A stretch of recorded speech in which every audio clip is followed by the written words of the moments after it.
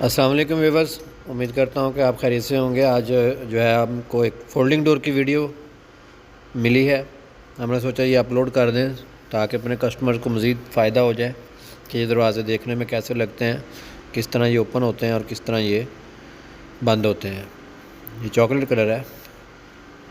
मज़ीद वीडियो के एंड के ऊपर इसकी तस्वीरें मज़ीद है। अगर कोई आपको ऑर्डर मंगवाना चाहते हैं तो स्क्रीनशॉट लेके हमारे दिए गए नंबर के ऊपर आप व्हाट्सअप कर सकते हैं।